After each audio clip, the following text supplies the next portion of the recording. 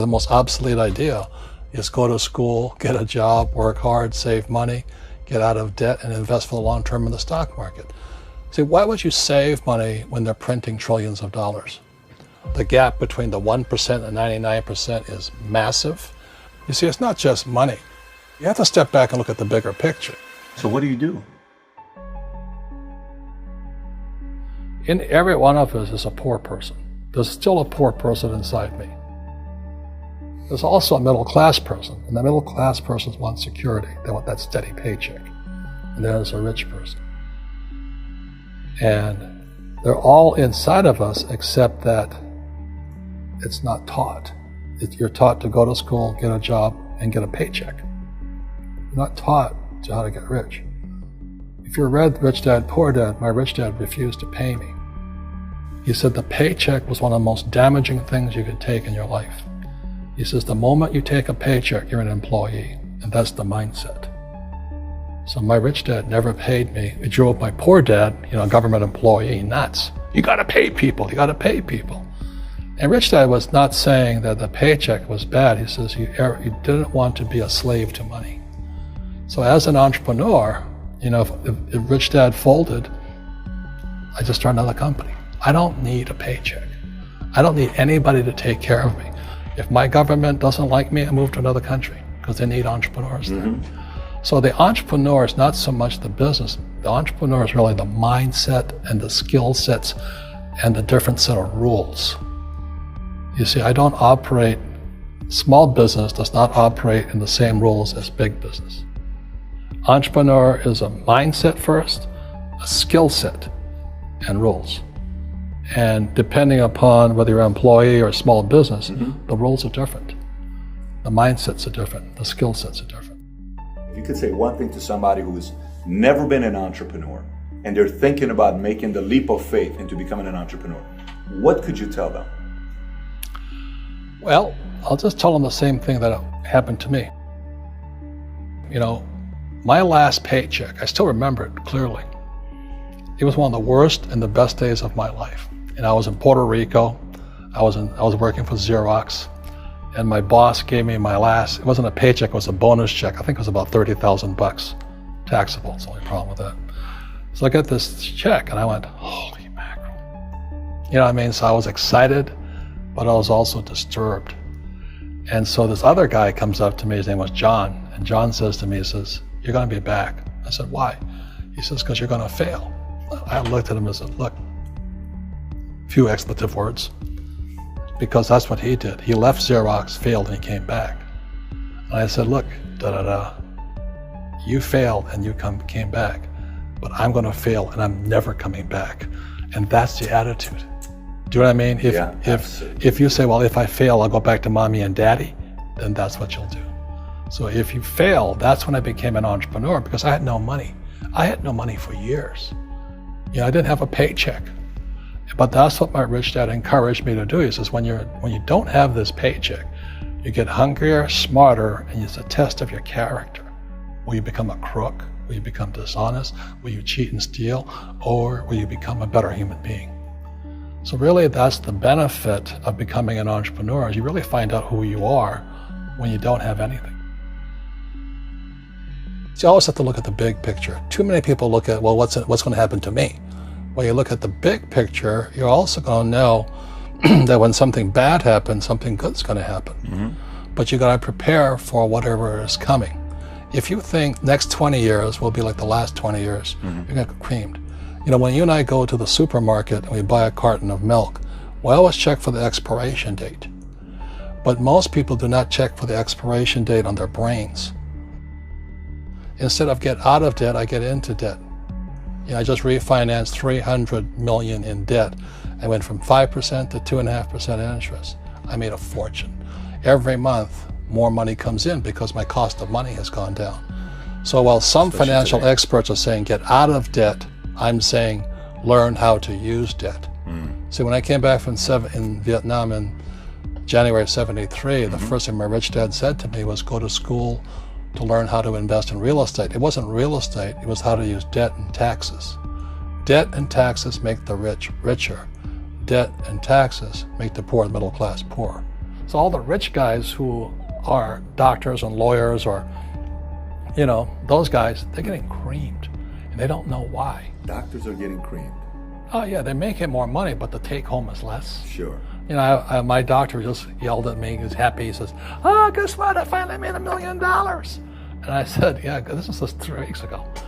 And so I said, "Yeah, well, how much you pay in tax?" He says, $750,000 in taxes. So his net was about $400,000. That's not bad. But when I make $1 million, I keep $1 million. And the reason is because I don't make it by working for money. See, if you work for money, you're taxed. So that's why lesson number 1 in Rich Dad, Poor Dad is the rich don't work for money. What we do instead is we create businesses as entrepreneurs. We acquire real estate. I don't invest in the stock market. Okay? So the reason is because as entrepreneurs, I have more control over my income, how much I make, and how much I pay in taxes. And because I'm an entrepreneur as well as an investor in real estate, I pay 0 tax. So every time I make, let's say, $1 million as an entrepreneur, I immediately invested in real estate. I have a 4-to-1 step up. So I put $1 million in real estate, I get $4 million from the bank. That's why I love banks. But the banks are screwing everybody else, terrible, but it's good for me. That's why you say when you print, it's good for you, but when you print, it's bad for people that work for money. Because when you print, savers get creamed and people who work for money get creamed. When they print, debtors get rich. You see, debt and taxes make the rich richer, and debt and taxes make the poor middle class poorer.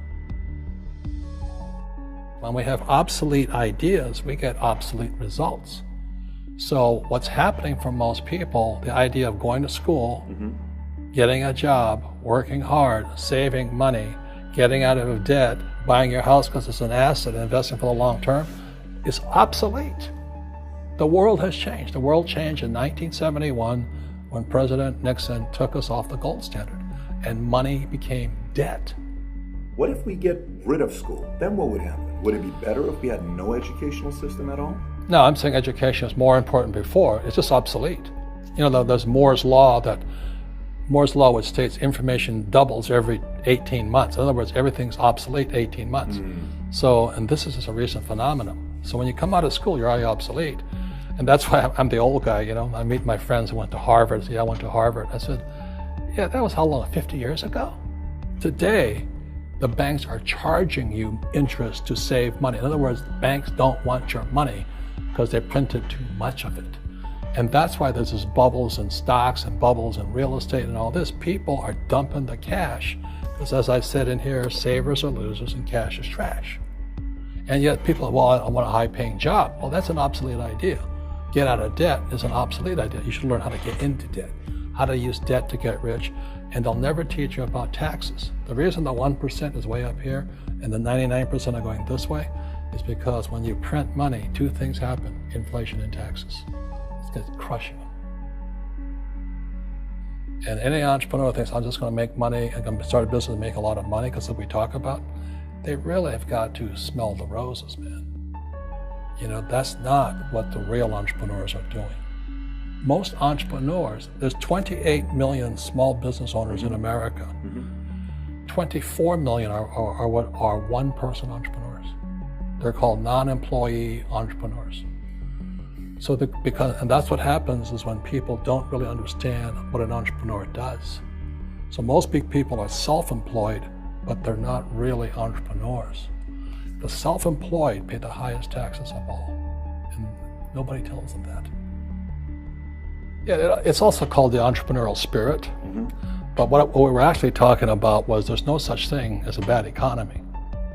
There's external, you and I, we all have an external economy, but we also have an internal economy, and the willpower is to change our internal economy. So for me, I can see the good and I can see the bad. I don't really give a damn because I'm going to be rich anyway. But a poor person with a poor personal economy, all they're going to see is a bad economy because they don't know how to make money in any economy. And a middle class person, they have a middle class economy. What they want is a nice house and a steady paycheck and the job and the car. And so when you take their job away, to them, that's disaster. Well, since an entrepreneur doesn't have a job anyway, it's no big deal. So all I'm saying to people, and it's what Bucky Fuller taught me, is always two sides, you know what I mean? Unity is plural, at minimum two. So if you think the economy is bad, it's because your economy is bad. If you think that steady, employment is important, then you'll see an economy without jobs. Your economy versus the external economy. What you control versus what you can't control. I can control. Yeah, it's called an internal focus versus an external focus. So the real entrepreneur has an internal focus. That if they fall down, they say, "Oh, this is good, because I'm going to go up higher." The average person will fall down and say, "Oh, I'm going to take some Prozac," or somebody has a mistake. "Oh, the mistakes don't matter." Well, mistakes matter. It means you didn't know something. But a real entrepreneur, whether they fall down, they always can go up. They can stand back up and go higher. That no matter what happens to them, they get stronger and better and smarter and happier. But a person with a weak internal mindset is that they're so afraid of what happens, it generally happens.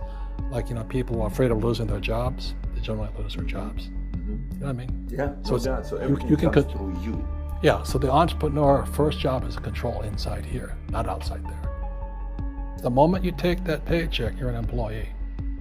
You've got to be stronger than that. It's about inside control.